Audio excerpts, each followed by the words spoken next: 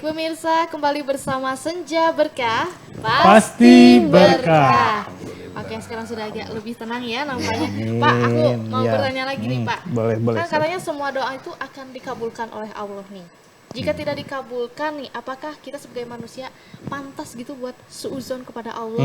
Nah itu dalam Al-Quran tadi sudah dijelaskan oleh yang pertama, ketika kita tidak dikabulkan doanya, tetap kita hindari sifat suzon. Al-Imam Ghazali mencatat di sana, doa itu bukan tidak dikabul. Ya. Doa itu ada yang langsung dijawab ketika kita di dunia, dan doa itu nanti sama Allah itu dijawab atau ditunda ketika kita yang lahir. Nah, kita misalkan di padang mahsyar, kita di dunia, ya Allah, ini berikan saya keteduhan, berikan saya hidup yang nyaman, bisa naik mobil ber-AC. Tidak dijawab sama Allah. Tapi ketika di padang mahsyar yang panas terik segala macam, tiba-tiba dijawab. Diberikan keteduhan, diberikan perlindungan dari cahaya matahari yang teriknya panas. Orang kehausan kita tidak. Nah, mungkin itu terjadi seperti itu. Jadi doa kita insya Allah, bukan insya Allah, saya benar-benar menjamin dalam Al-Quran, Ya. Allah pasti akan menjawab. Tinggal waktunya mungkin ya, Betul, pasti waktunya diberikan di waktu yang tepat gitu Iya, ya. ada di dunia, ada nanti yaumil akhir gitu. Berbanyak doa mungkin ya. Betul. Ya. Nah kan kadang tuh sering kali kita tuh sering banget iri nih Pak. Iri ke orang yang kita kenal. Doanya tuh kayak kenapa ya dia lebih cepet gitu. Dia jawab kok kita enggak gitu. Pernah tuh. Betul. Sifat manusia memang diberikan hati ya. Kata Rasulullah itu diberikan hati yang di dalamnya itu hati bisa merasakan tadi sifat iri, dengki segala macam. Hal-hal iri itu diperbolehkan secara syar'i. Satu, sudah kaya, orang kaya gitu ya, banyak harta, dia pemurah gitu. Suka zakat, infak, sedekah, nah kita boleh iri kepada dia. Ya di dalam kebaikan. Betul gitu. Atau misalkan Amel sudah pinter gitu ya, sudah cantik segala macam. Nah, Sierra tuh Amel udah pintar cantik tapi tetap nggak bauan, istilahnya nggak bauan tuh apa? Mau membantu ke bawah gitu, mau menolong orang. Boleh itu seperti itu. Boleh. Sierra diperbolehkan dalam hal nanti kebaikan. Tapi kalau iri dengki, tetangga beli mobil panas, wah, jangan Beda yang cerita begitu, ya. beda cerita gitu. Kalau misalnya kita iri itu tuh iri dengki ya nggak? Tetangga kok bisa beli mobil gitu. Itu sebaiknya apa sih yang kita lakuin gitu? Biar Nah, tetap kembali tadi kita berlindung kepada Allah dari godaan setan yang terkutuk tadi, kemudian beristighfar. Astagfirullah. Karena memang di dalam hati manusia itu ada songgok apa sih namanya daging lah, kata Rasulullah itu, apabila daging itu baik maka baik seluruh tubuh kita, apabila daging itu buruk maka buruk. Nah, khawatirnya karena hati kita jarang diisi dengan zikir, dengan beribadah pada Allah, itu hati kita tertutup, timbulnya iri dengki, hasut, hasad gitu ya, pengen orang lain tuh buruk, jatuh segala, nah itu khawatir seperti itu. Karena apa? Tetap bagaimanapun tadi ada pengaruh juga ketika kita memberi kesempatan sedikit saja, maka tugas setan akan bekerja di sana. Karena kita memberi kesempatan, setan sebenarnya memang kerjaannya begitu. Mohon maaf kalau Bapak cerita ya. Kalau dalam dunia kan kerjaan polisi menangkapi maling ya. Betul. Nangkap maling, nangkap koruptor gitu ya, kerjaan polisi, ya kerjaan polisi begitu. Tapi kapan itu polisi menangkap maling atau koruptor? Kan ketika ada informasi. Iya. Nah, itu halnya sama dengan setan juga. Ada informasi nih orang itu iri dengki, udah goda terus ya. Gitu. Cepet ya. Betul. Tapi kalau kita hatinya bersih, qalbun salim, nggak biasa gitu. Alhamdulillah kamu sukses ya. Doain saya dong biar sukses sampai kayak kamu. Nah, itu justru setan tuh bingung mau masuknya dari mana gitu. Tidak ada celah. Tidak ada celah karena kita alhamdulillah minta doa. Makanya kepada siapapun, ya ini satu ajaran yang terbaik para imam gitu ya. Kepada anak kecil pun, anak kita misalkan Bapak punya anak, Bapak sering mengelus-ngelus, doain Abiyah. Iya. Ke istri doain Abiyah. Atau ke mahasiswa Bapak. Misal Bapak punya jamaah atau ada mahasiswa, doain Bapak ya biar sukses. Nggak apa-apa, tidak masalah. Atau ke Amel, Amel doain Bapak ya biar Bapak sukses. Boleh. Tidak Gitu. Nah, sampai suatu ketika para ulama itu Sah-sah saja kalau kita meminta doa kepada pemabuk, tidak masalah. Ada ulama yang mengatakan begitu. Karena Bapak pernah mendapati hal kenyataan juga ini. Orangnya itu aduh luar biasa. Luar biasa bengal. Aduh. Kalau Bapak bilang luar biasa bengal itu pemabuk gitu. Tapi ketika Bapak datang itu, aduh Bapak ini yang terharu. Dia seorang pemabuk gitu ya. Gus, kamu jangan ikuti saya ya. Kamu yang soleh. Kamu jangan ikut saya. Saya doakan kamu biar soleh, biar aktif. Coba bayangkan. Saya cuma bilang waktu itu, amin ya robbal alamin. Karena saya teringat juga pesan Al-Imam Ghazali, kita tidak tahu mulut mana doa itu akan terkabul. Aduh. Bisa iya, Merinding. gitu. Makanya jangan sembarang berdoa buruk pada orang lain, kata di sana. Betul. Itu Makanya ya. kita tidak boleh meremehkan, oh dia pemabuk, penjinah. Jangan, biarkan saja. Bapak sering ketemu orang-orang demikian, tapi ya subhanallah kalau ketemu tuh. Dalam bahasa Sunda gaulnya, maneh mah tong iluan urang lah, urang bagus pemabuk. Ya, langsung maneh mah ke masjid ke itu, sholat. Ada di dirinya teh sholat, wah engke lah urang mah. Terus kurang doakan lah, aktif di masjid. Coba bayangkan loh. Ya. Saya aminkan saja, barangkali itu segala sesuatu dunia itu tadi sudah dijelaskan, sudah ada frameworknya gitu, sudah ada lauh mahfuznya. Ya itu memang Allah saja mengizinkan, dia bilang begitu. Kita saya cuma amin saja. Dan kita doakan supaya dia juga bisa bertobat. Nah, begitu. Itu bagusnya dalam hubungan muamalah tuh. Dalam doa gitu ya.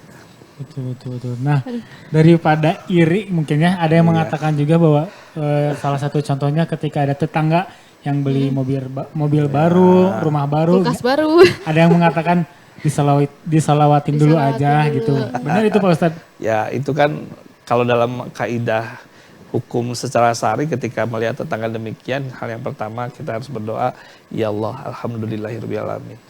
Engkau lapangkan rezeki tetanggaku. Mudah-mudahan dengan lapangnya rezeki tetanggaku, engkau lapangkan juga rezekiku. Nah, begitu harusnya. Jangan kita menang korupsi meren? Ya, Suzon jangan. Ya, barangkali betul dia jalan yang halal, hartanya halal. Kita ngedoain yang jelek nanti ke kita tuh. Iya, Jadi iya, kita iya. nggak kaya-kaya tuh. Betul. Rugi nanti. Betul. Iya, Jadinya itu rugi makanya. ya. Iya. Oke, nih pertanyaan dari aku nih. Kan katanya tadi ya udah dibahas juga doa orang teraniaya itu diijabah. Betul. Tapi kalau misalkan nih kita tuh pura-pura teraniaya, Pak Ustadz, aduh ya Allah gitu. Dengan segala iya. kelebayannya lah. Ya Allahu a'lamu bil ghaibi wasyahada. Allah itu maha mengetahui, menyaksikan apa yang kita kerjakan gitu ya. Ya, jadi jangan Jadi walaupun pura-pura. pura-pura juga Allah ini pura-pura. Masih tahu ya. Masih tahu. Kata Allah teh banyak drama ini orangnya.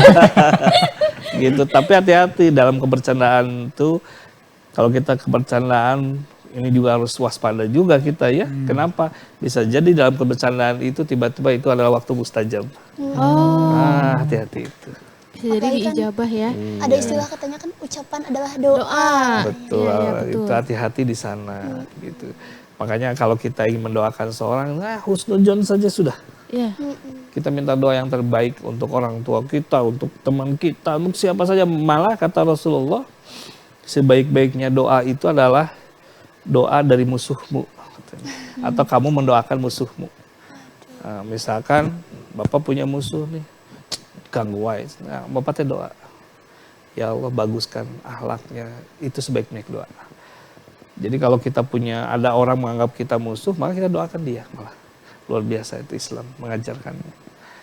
Jadi malah jangan menganggap dia itu musuhmu walaupun tahu kamu dia musuhmu. Gitu, tapi jangan menganggap dia musuhmu, tetapkan doa yang terbaik untuk dia. Itu yang bagus seorang muslim sejati itu. Nice, ya Allah. Itu diajarkan oleh Rasulullah hebatnya itu. Ya. Walaupun agak sulit mungkin ya.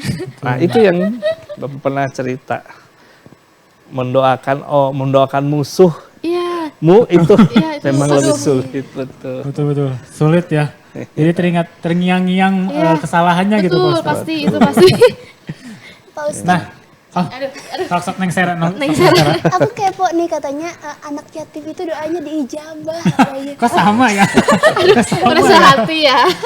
Iya, anak yatim doanya dijabah. Nah, kalau misalkan si anak yatim itu tuh doa keburukan gitu. Iya, aku kesel sama dia. Aku berdoa yang jelek. Yatim piatu mungkin ya Pak Ustadz. Iya, yatim atau yatim gitu ya. Sebenarnya gini, Kaidah doa itu ada unsur-unsur secara balik umur gitu ya. Kadang-kadang anak-anak juga adalah bersih doanya gitu ya. Tapi bisa jadi doa anak-anak itu bukan doa-doa yang serius. Ada anak yatim. Karena yang disebut anak yatim itu kan yang belum balik. Yang belum balik ya. Yang kalau misalnya sudah balik, sudah dewasa itu kan dia memiliki kemampuan untuk mendedikasikan dirinya mencari nafkah gitu. Tapi kalau yang disebut anak yatim itu biasanya kategorinya belum balik. Yang mereka memang nafkahnya harus dibantu. Iya.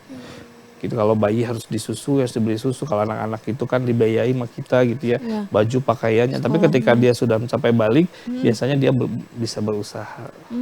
Nah, sebut itu. Nah, hati-hati dengan doa anak yatim, betul. Tetapi dalam kaidah doa kita tidak serta-merta menyamaratakan aja semua doa itu akan dikabul, belum tentu. Kontekstualnya bagaimana? Gitu kan, bisa jadi anak-anak itu cuma bercandaan doang. Ya, tapi memang tadi hati-hati dalam berdoa juga, dalam bercanda pun. Kalau itu adalah waktu-waktu mustajab, nah itu bisa jadi terkabul juga. Jadi sebenarnya bukan, jangankan kepada anak yatim, kepada bapak kos, kepada Amel, saya hati-hati dengan bapak kos.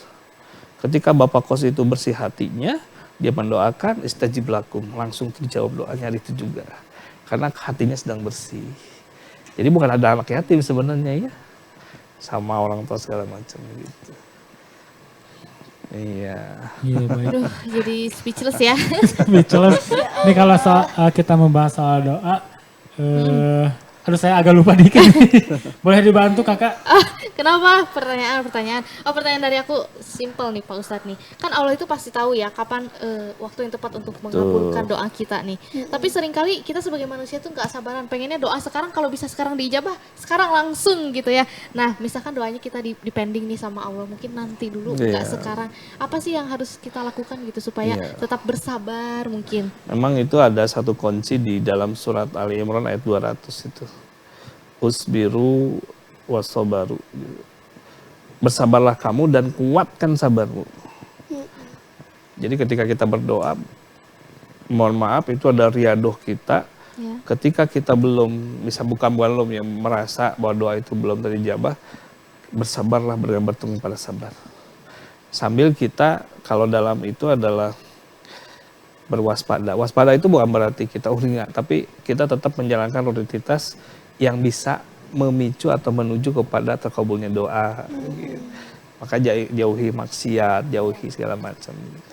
Masya Allah, tadi kita udah bahas-bahas bareng Pak Agus nih, Pak Ustadz Agus nih maksudnya. Nah mungkin kedepannya kita bakal lagi lanjut bahas-bahas mengenai doa ya dengan Pak Ustadz Agus ini. Nah kalian jangan kemana-mana dan tetap di Senja Berkah. Pasti berkah.